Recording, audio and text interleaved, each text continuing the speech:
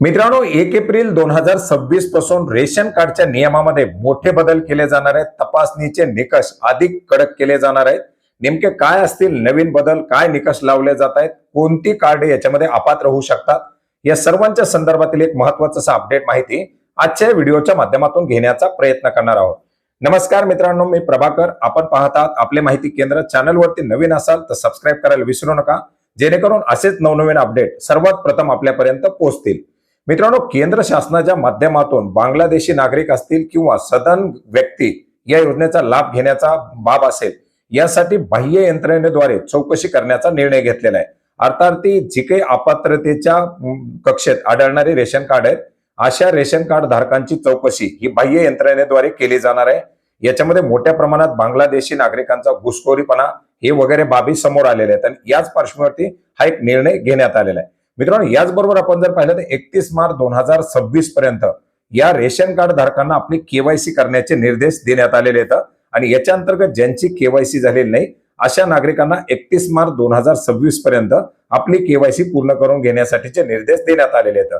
अन्यथा केवायसी होईपर्यंत तात्पुरत्या स्वरूपामध्ये या लाभार्थ्यांचं धान्य बंद केलं जाणार आहे. मित्रांनो, याचबरोबर आपण जर पाहिलं तर या योजनांच्या अंतर्गत जे काही सदन नागरिक असतील, आता जे इन्कम टॅक्स भरणारे आहेत, ज्यांच्याकडे 4 चाकी वाहन आहेत, ज्यांच्या घरामध्ये मोठे मोठे इलेक्ट्रॉनिक गॅजेट आहेत, एसी आहे किंवा 5 किलोवॅट क्षमतेपेक्षा जास्त क्षमतेचा जनरेटर आहे, असे जे काही लाभार्थी असतील असे लाभार्थी सुद्धा लाभ घेत आहेत.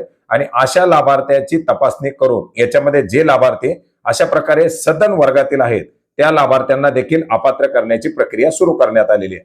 ग्रामीण भागामध्ये 2 लाखापेक्षा जास्त उत्पन्न असणं, शहरी भागामध्ये 3 लाखापेक्षा जास्त उत्पन्न असणं, याचबरोबर रेशन कार्ड धारकाच्या नावे 100 चौरस मीटरपेक्षा जास्त क्षेत्रफळाचा प्लॉट, फ्लॅट किंवा स्वतःचे पक्के घर असणं, याचबरोबर जे काही शहरामध्ये 80 चौरस मीटरपेक्षा जास्त जागेवरती व्यावसायिक गाळा असेल, असे जे काही लाभार्थी असतील ज्यांना रेशनची गरज नाही, असे लाभार्थी जर लाभ घेत असतील तर त्यांना गिव्ह इट अप म्हणजे स्वतः स्वइच्छेनं याच्यामधून बाहेर पडण्याची सुविधा देण्यात आलेली आहे.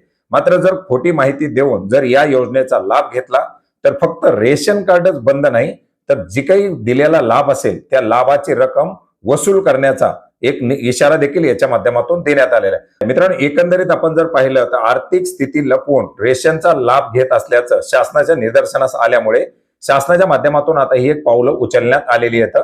याच्यामध्ये जर अशा अपात्रतेच्या कक्षेत असणारे लाभार्थी असतील त्यांनी स्वतःवरून प्रशासनाकडे हे सरेंडर करण्याची विनंती करण्यात आलेली आहे, अन्यथा पुढे कायदेशीर कारवाया केल्या जातील. तर मित्रांनो, अशा प्रकारचे काही महत्वाचे बदल, काही नवीन निकष लावण्यात आलेले आहेत, ज्याची माहिती या व्हिडिओच्या माध्यमातून घेण्याचा प्रयत्न केलेला आहे. इतरही काही महत्वपूर्ण माहिती आणि अपडेट्स लवकरच भेटूया.